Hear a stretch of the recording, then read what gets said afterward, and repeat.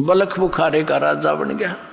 और जो उसने पिछले जन्म में पुण्य किया था वो सारा ही मिलना था। 18 लाख तो घोड़े खरीद रखे और हाथी और 16,000 ब्याह करवा रखे, 16,000 रानियां रखी हुई, बहुत बड़ा बाग बना रखा 9 लखा, उसमें ठाठ करे। लेकिन पुण्यात्माओं जैसे दास ने आज स्टार्ट किया था सत्संग कि जो पुण्यकर्मी प्राणी पिछले मनुष्य जीवन से ही आगे मनुष्य जीवन प्राप्त किए हुए हैं, उनमें भगवान की भक्ति की कसक जाती नहीं। अब वो भगत था ही पिछले जन्मों का, तो उसने संतों की खोज शुरू कर की। एक पाखंडी का फंस गया और उसके ऊपर ब्लाइंड फेथ उसका, तो वो था ठग। और दिखा साकुति बड़ा इसके साथ साधु संत निर्त्यागी बैरागी दिखाओ अपने आप को। एक बार राजा ने अंगूठी बनवाई सोने की, बड़ा धनी व्यक्ति था वो राजा। सोने की अंगूठी 50,000 में तैयार हुई उस समय। आज तो मेरे ख्याल में 5 करोड़ की हुआ। हीरे पन्ने छोटे छोटे ऐसे लगा के सोने की अंगूठी और अच्छी बड़ी छाप सी थी। अब राजा उस अपने गुरु के पास जाता था, 10-5 असरफी दान कर देता था। अब उसने देखा उस ठग ने कि राजा की अंगूठी बहुत बहुमूल्य है, या तो ठगनी चाहिए। उसने अपने चेले से कहा कि राजा की अंगूठी कहाँ बनी है ये पता करे। उसने बात में पता कर लिया, क्योंकि नगर में 2-4 सुनार होते हैं जो राजा से संबंधित होते हैं। पता किया कि सुनार से बनी है। तो उससे कहा कि भाई तू एक ऐसी ही डुप्लीकेट बना दे। उसने उसी अंगूठी या छाप डुप्लीकेट बना दी और वो उस नकली ने अपनी जेब में डाल ली। उसके गुरुजी ने राजा को संदेशा भिजवाया कि गुरुजी नौका विहार करना चाहते हैं। राजा को जब संदेशा मिला, वो तो डिवोटेड होते हैं श्रद्धालु, तो कहा भी चलो फटाफट, और आपके साथ नौका विहार करना चाहते हैं। राजा ने तुरंत करवा दी व्यवस्था और आप भी आ गया और कहा महाराज चलो। एक नौका में राजा, 1-2 नौकर, राजा और उसका गुरुजी नौका में बैठे, नाविक चला रहा है और घूम रहे एक बहुत बड़े सरोवर के अंदर। जब उसने राजन ये क्या है? अगजी अंगूठी है गुरुदेव, ये कितनी कीमत की होगी? अगलो जी देखो ये है 50,000 रुपये की तैयार हुई है। अच्छा। और नाविक जरा ध्यान से चला, इधर चल। अब उस राजा की नजर तन्यून होगी कि भाई ये नाविक गड़बड़ कैसे कर रहा है। वह अंगूठी डाली, दूसरी नकली काट के कहने लगे राजन अंगूठी तो बहुत अच्छी है पर हमारे क्या काम की। उसने कहा राजा ने आप रख लो गुरुदेव। अरे हमारे क्या काम की, हमारे लिए तो मिट्टी है। वहां फेंक दी तालाब में। अब राजा ने सोचा भी गुरुजी के तो चाड़ा है, कति त्यागी विरागी है, ये तो किसी चीज की इच्छा ही नहीं रखता। दूनी श्रद्धा बन गई उसकी। पहले 10 रुपये दान करता था, फिर 100 करने लग गया। अब वो चाहता यही था कि वो किसी तरह और अच्छा मजबूती से मेरे साथ लगे। और वह ओरिजिनल गाल ली गोज में और वह छुपा दी अपनी कुटिया में, जमीन खोद के। अपने कॉन्फिडेंशियल चेले थे दबुआ जी। कुछ दिनों के बाद उस चेले की गुरु की बिगड़ गई। चेला उससे नाराज हो गया। उस चेले ने सोचा इस गुरुजी की देही तोड़वाऊं। उसने मंत्री से कहा कि मंत्री जी राजा की अंगूठी हमारे गुरुजी ने धोखे से ऐसे कर रखा है। अब मंत्री कहने लगा भाई सच्ची बात है वो तो बताइए। अगजी कति सच्ची है, अग पक्की बात, अगजी कति पक्की बात है। मैंने अपने हाथ से दाब रखी, इसने मेरे से बनवाई थी। एक सुनार से मैं लाया था बनवा के, नकली बनवाई थी। ओरिजिनल तो इसने वहां दाब दी और वह फेंक दी जल में। इसने ठग गया है राजन को। मंत्री ने भाई सोचा चल भाई डट जा, मैं थोड़ा समय आने पर बात करूंगा। सीधी बात तो नहीं कर सकते क्योंकि राजा तो जबरदस्त इस पर विश्वास किए हुए है। एक दिन धीरे धीरे मंत्री ने कहा राजन मैंने कुछ बात सुनी है। क्या?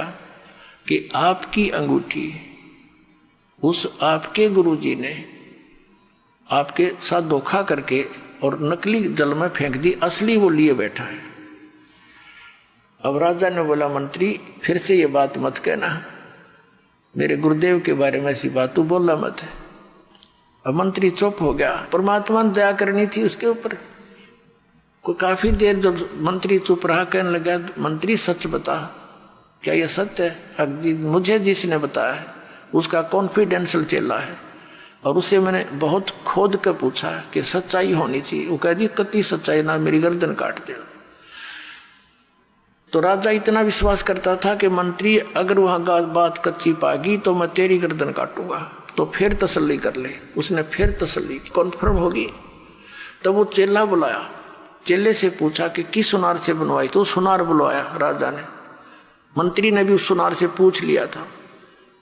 जब राजा को विश्वास हो गया, फिर भी नहीं हुआ, भाई देखो मैं तो जब मानूंगा अंगूठी मेरे पास हाथ में होगी। वो अल्लाह बोला जी चलो मैं बता दूंगा। राजा, मंत्री, 2-4 सैनिक, 10 बॉडीगार्ड गए और जाते चेले ने काट के खोद कर दे दी।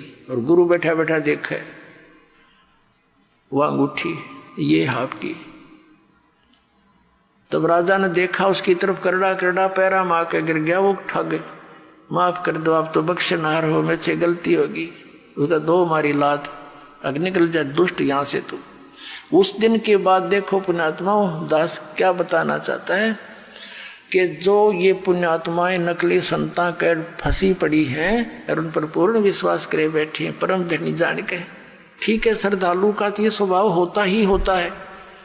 अब ये ठग दुरुपयोग करते हैं इस टाइप के। तो उस राजा को नास्तिक बना दिया उन्होंने।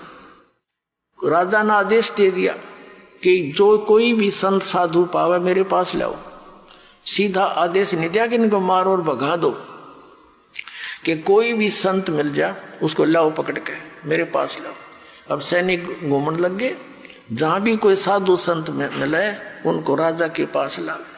राजा उनसे प्रश्न करे कि तुमने कभी भगवान मिला है, तुम्हें रब मिला है, अल्लाह मिला है? आपको मिला है तो मुझे मिलाओ। अब चाहे वो अच्छे भगत थे, जैसे भी थे, नेक थे, उनमें सारे के ठग होया करें, तो उनका कोई उत्तर नहीं होता था। उनको उठा करके कैद में डाल दिया। एक संत ऐसे कोई समझदार सा था, उसको पकड़ जाए। उसने प्रश्न किया राजा ने कि मुझे दिखाओ भगवान तुमने मिला है तो। संत ने कहा जी एक दूध का गिलास मंगाओ। राजा ने सोचा ही पीता होगा, आदेश दे दिया नौकर को कि भाई मीठा करके गिलास दूध ला दे। अब दूध लाके उस ऋषि संत को दे दिया, साधु को। वो साधु दूध में उंगली दे रहे से देखे। अब राजा कहता जी पी लो, अपने पीना है तो, इसमें मीठा डाल रखा है, दूध है। उस संत ने कहा जी मैंने सुना है दूध में घी होता है, लेकिन आपके दूध में तो घी है ही नहीं, मैं पीऊं क्या इसको? तब राजा बताने लगे, हंसा कि महात्मा जी आप जंगल में रहते हो, आपको पता नहीं दूध से घी कैसे बनता है बताऊं? इसको गर्म किया जाता है, फिर ठंडा सा करके, नुआया सा करके इसमें जामुन लगाया जाता है, फिर दही बनता है, दही बनकर फिर बिलोया जाता है, रिड़का जाता है, फिर ये घी निकलता है, समझे? तब उस संत ने कहा राजन इसी प्रकार जैसे दूध से घी निकालने की विधि है, ऐसे ही परमात्मा के पाने की विधि है, मैं बताऊंगा और आप करो। राजा कहने लगा घनी बात मत बना, चलो अंदर, तुम बकवास, ऐसी बातें मैंने बहुत सुन रखी है तेरे जैसे पाखंडी। वो भी जेल में डाल दिया और चक्की पीसने की ड्यूटी लगा दी। 360 संत कैद में डाल रखे थे। राजा लोग इन अपराधियों को आटा पीसने की ही सजा देते थे, क्योंकि घोड़े गाड़े रखा करते, सैनिक रखा करते, उनका आटा उनसे ही पिसवाते थे।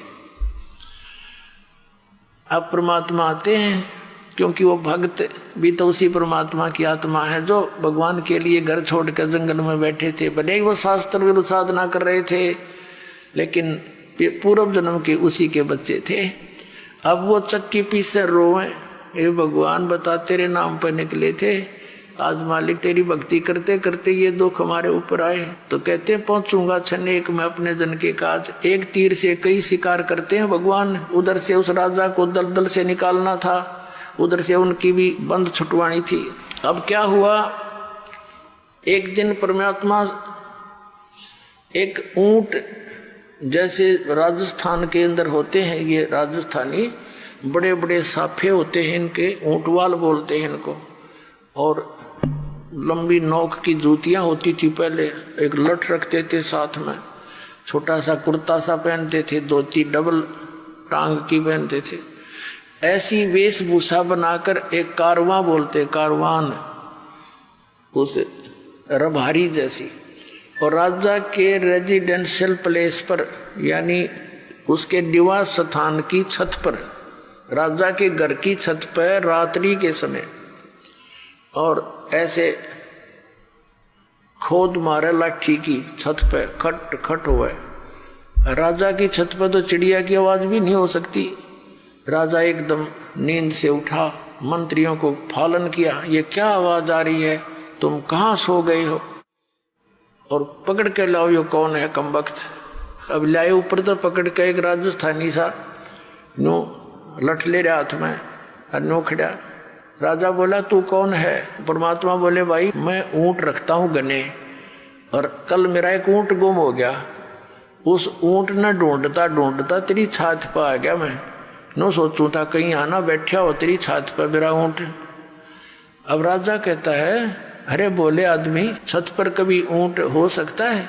यानी क्वाइट इम्पॉसिबल, तू कहाँ ढूंढ रहा है? तो परमात्मा ने कहा जिस प्रकार छत पर ऊंट नहीं हो सकता, नहीं मिल सकता, इसी प्रकार तू इन संतों को दुखी करके अब्राहिम भगवान नहीं पा सकता, क्वाइट इम्पॉसिबल। अन्यों का अंतर ध्यान हो गए, अदृश्य हो गए। वहां से राजा को चक्कर आ गया, क्योंकि सामने से आदमी एकदम उदल हो जा तो कलेजा हिल जाए इंसान का। और वहां पहुंचे कहां पर? जहां वो चक्की पीस रहे थे। परमात्मा ने जाके कहा उन जेलर से कि भाई मेरी भी सजा कर दी तुम्हारे राजा ने। वो भी साधु सा रूप बना लिया मालिक ने वहां जाके। कहने लगे अच्छा भाई तेरी सजा कर दी? कहाँ, तू बड़ा ईमानदार आप पाया गया। अकोर भाई क्या करूं, क्या करूं, और मैं नहीं कहीं और फिर पकड़ के लाएंगे मुझे। तो उस जेलर ने वो भी अंदर कर दिया कि चल पकड़ चक्की पीस।